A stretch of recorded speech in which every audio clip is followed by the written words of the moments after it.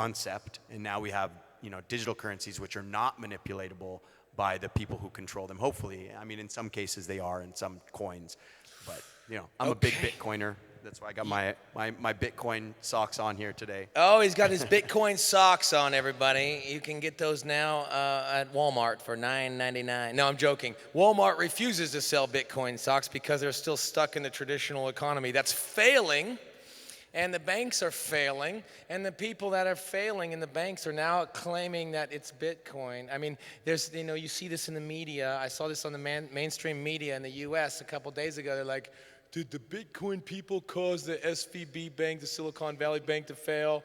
And this is really how much people are against Bitcoin. Now, I myself am a fan of Bitcoin, but also all cryptocurrencies in the sense of that competitive market. Where are you at on that? Because you talked about game coins, and of course, Brock Pierce is a CryptoMondays regular in Puerto Rico, but game tokens and the semi-fungibility, NFTs, all this stuff, it doesn't really connect with Bitcoin itself. I mean, where are you? I mean, obviously you're pro-crypto and not just pro-Bitcoin. What's your message to people that are Bitcoin maxis out there? I think so. Sameep and I have slightly different opinions on this, but relatively similar. I'm a Bitcoiner. I love Bitcoin. Very diplomatic, by the way. Slightly, but very different. We have many late night, after a few drinks, many debates. I think we're having a good debate about this with some of the Polygon team in Singapore. We were there for Polygon at the Pit, which is an event between Polygon and Jump. That was a good one, but yeah, we have these late night debates often about, it get pretty heated about, Bitcoin versus other things. So I've always said that I'm Bitcoin maximal-ish. I'm not a maximalist. So I do believe that Bitcoin is true sound money. I believe that so I guess let me give you like my kind of thesis on where the industry kind of is now and where it's going to go further in the next 5 to 10 years. I think that Bitcoin will be the value settlement layer of the world. So banks and platform, protocols and the Lightning Network and things will settle their value to the Bitcoin network at the end of the day or whatever, end of the month, whatever it is. Similar to kind of like a SWIFT system, but global, neutral, uncensorable, no inflation, et cetera. And then you'll have on top of it, so Bitcoin is the value settlement layer. On top of it, you'll have the functional payments layers like Lightning, and now ordinals for NFTs on Bitcoin, and Liquid Network, and Rootstock, and all different things. And then on the smart contract side, you have Ethereum is the smart contract settlement layer. With layers on top of it like Polygon, Polygon's POS, Polygon ZK EVM coming this month, Optimism, Arbitrum, Loopring, all these other different layer twos. That's where you'll do your actual transactions, your trades, your transfers, but it'll all settle to Ethereum. And I think for global value storage, it'll all settle to Bitcoin. Okay, and how do you differ, Sameep? So first of all, I am a very big Bitcoin fan. Good, that's interesting. Right? Sorry, go ahead. I'm a Bitcoin fan as well, because without Bitcoin, none of us would have been sitting here, right? So I think Bitcoin was the first DeFi protocol in the entire world or in the entire industry out there, right? So this all DeFi stuff that we talk about today has actually started from Bitcoin, right? And Bitcoin is still the biggest DeFi protocol out there, right? I mean, you understand it the term, but it's a DeFi. It's nothing else. It's just DeFi. So where I differ from Roc is, I love Bitcoin, but then you have to understand Bitcoin, it's a technology, right? So when you talk about, a value of an asset like gold, it's a natural resource. So even if gold remains same for 1,000 years, it will not lose its value, right? But the value of technology comes from its advancement, its growth, its efficiency, how rapidly it's able to advance itself. And I think that is something which is missing in Bitcoin right now, right? So it's a technology, and its value comes from, its upgrades, right? Its efficiency, speed, and a lot of stuff. Are you saying that Bitcoin is not having upgrades? I don't want to have to fight you today again. Well, you know what? I got in trouble with a few Bitcoiners, a while back because I said, if you're only selling Bitcoin, then you're really kind of selling a pyramid scheme. because in itself, the technology is decentralized. The technology runs by itself. It's the most decentralized, and it's the most beautiful invention, obviously, we believe, compared to a lot of others. But, you know, it's just like, well, the people that don't have Bitcoin and then never will have more than maybe one Satoshi, they need an alternative. And so why say that there should only be one crypto? I mean, Bitcoin is the big papa. But it's interesting how you guys differ, because it's coming from this really position of core contributors to a decentralized exchange. Now, the last thing we can talk about, because of course we're over time because the conference is closed, but we're going to have a great recording. I want to touch on this one thing that's happening right now. Centralized exchanges, decentralized exchanges. What's going to happen? Is Binance going to be the next one to fall off? Are decentralized, how? And then the question of the day. After you answer this question, thinking about centralization versus decentralization on the exchange front, how will DeFi survive and then thrive? So right now, I mean, we're seeing a huge move from centralized exchanges, banks, trusted parties, and counterparties to decentralization. I mean, that's the whole point of this whole thing. So, you know, if you would have asked, you know, any Bitcoiner or any crypto person, you know, 5 years ago, 6 years ago, hey, you know, what's the best thing that could happen for Bitcoin? Probably a lot of people, even though it would be sad and there would be a lot of pain involved, would say if the banks started to collapse, if the centralized entities started to collapse, if inflation got out of control, if the dollar was becoming more weaponized against countries like in Russia, Ukraine, and China. And so all of these things, ironically, that we're so scared of in the short term, because like they create liquidity crises and make you know, every asset kind of go down as people flee in general.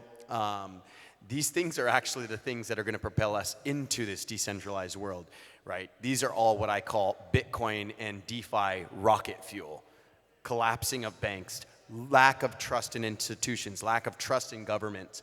These are all the things that really Bitcoin was made for, right? In 2009, when Satoshi released the white paper, actually 10, I think, 9, whenever the Genesis block happened. Was that January 3rd? I think it was 2009, I think. Yeah.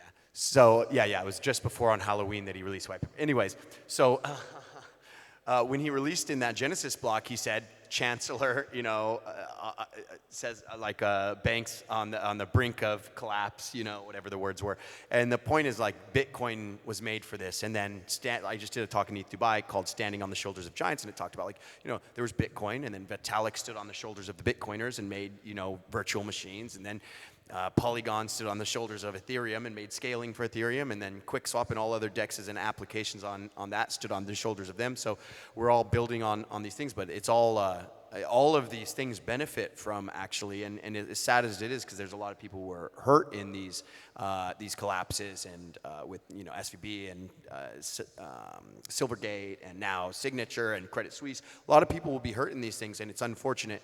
But that's why you can't have all your money in those institutional, like traditional systems. You have to have some hedges, at least in the direction we're going, because, you know, those industries those systems that we've had for hundreds of years are showing some serious cracks in their armor. Okay, continue. Yeah, excellent. You know, the biggest, I think the bigger question here is, like, it's not SEX versus DEX, like it's CFI versus TradFi, right?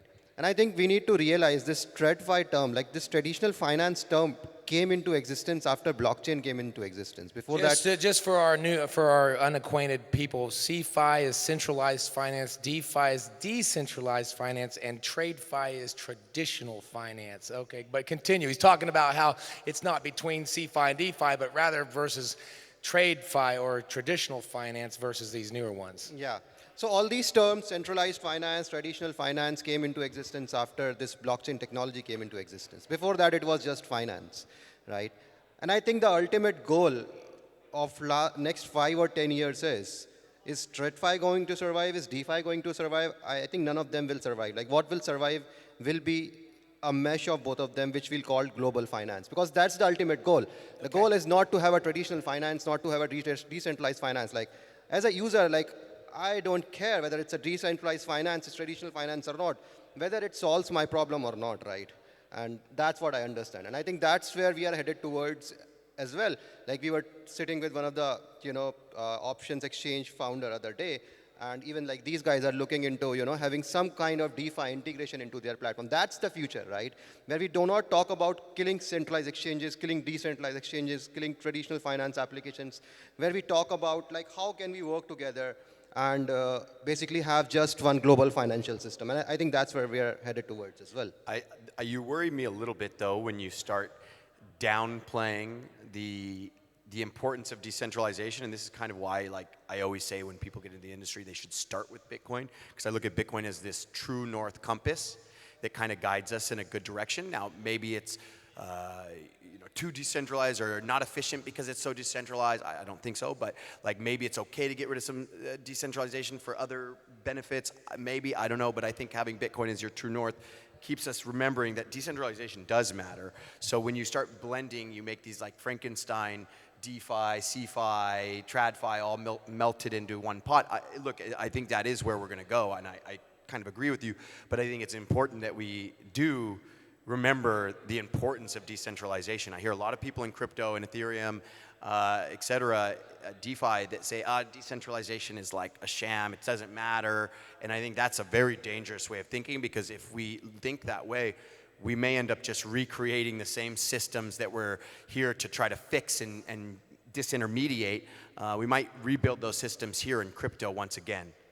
Yeah, I think decentralization is just an intermediate. Like, I'm not downplaying it. It's just an intermediary step. Like, that's what I think. I don't think like it's the final goal, but it's the final outcome. The final outcome, like goal, is to fix the current problems, right, and make the global finance more robust. And DeFi, or like the decentralization, is one of the ways to achieve that. Right. So yeah, it's a very important step. Beeper sound? Are they trying to kick us out? No, they love us, man. They said that we could hang out here all night, but we got some more drinking and partying and eating to do with all these great, amazing guests at this conference of World Blockchain Summit. So basically, in sum, the dragon is going to spit fire and destroy the old traditional financial system, and there's going to be a new global financial system that includes Bitcoin, that includes traditional finance, that includes CeFi and DeFi as well, and Quickswap is in a primary position to do that because there's no founder like SBF to screw you out of the money. You have contributors, and it's the community, and the community works together, and it's peer-to-peer, and that's exactly how blockchain works. That's exactly how blockchain is going to improve the world. So if I want to switch over to Quickswap, this is the last thing, just tell our audience, hey, how do I do it? If I actually did it today, it said, you are on the wrong network, and switch to Polygon. Their app switched me to Polygon for me. I like that. I like that convenience of that user experience. But what's the easiest way to get on your DEX and then start making trades? Thank you. Just go to quickswap.exchange, and like you said, it'll automatically switch you over to Polygon. If you have a MetaMask account, should be easy. We're doing something with Robinhood soon. You'll be able to use it, I think, through Robinhood. Yeah. I hope I didn't just leak something. Ooh. But so you'll be able to do it there. Alpha. That's the alpha. But yeah, check out. I think everybody should check out what's coming soon for Quickswap, which is our Quick Perps. GMX